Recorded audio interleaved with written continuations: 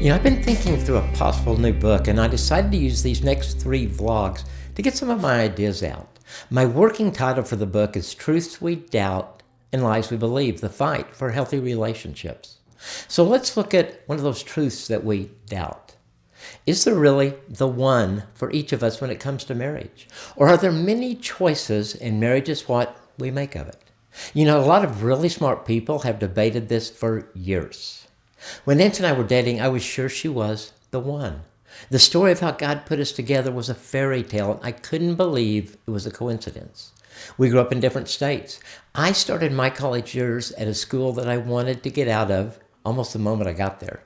I could have gone a number of places then, but I had a good friend at TCU, so I decided I wanted to go there, which didn't make sense at all because I'd never been on that campus. I'd never visited TCU in my life. So I was starting a new school in the second semester of college because I had a friend that loved it there. 2 years later, Nancy was headed to the University of Texas. 2 weeks before school started, she changed her mind. She headed to TCU instead. As the second semester of her freshman year began, she agreed to go on a blind date that she was not excited about. I was that blind date. I wasn't excited either. Both of us hated blind dates.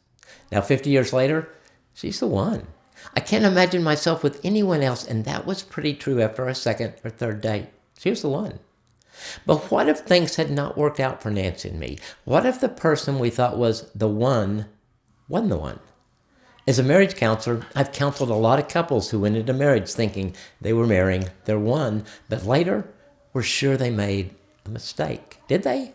Was there a different one for them and they just missed the cues? The other theory is that you can make almost anyone into your one if you work at it. This theory believes that there are a number of choices when it comes to dating and eventually into marriage. When they make their choice, the person they choose becomes the one. And once they make that choice, they're all in. But I also have seen many of those couples in the counseling room questioning the decision that they made. So which is it? I really think the truth is there is one. The doubts come when we struggle in marriage. Here's why I think there's only one. How you get to the altar is not as important as what happens at the altar.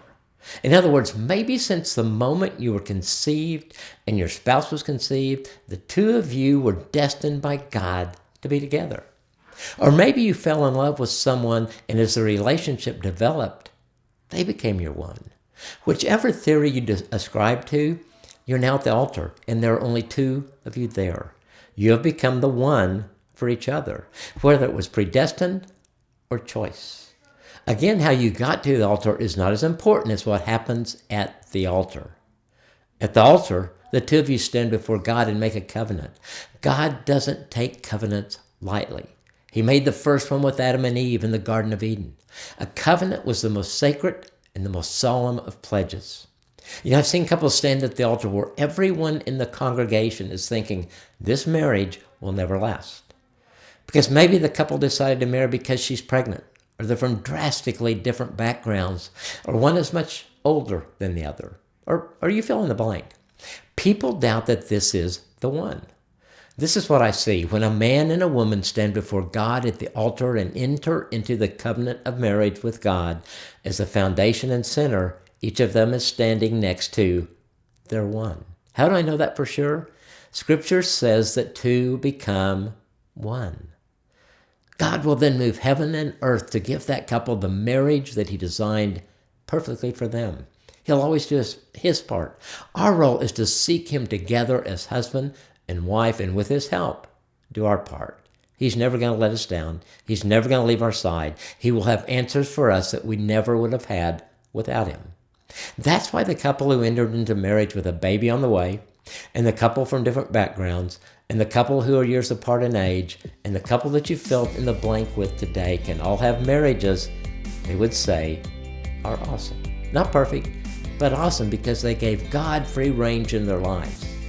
The doubt is that I married the wrong person. The truth is that you married the one.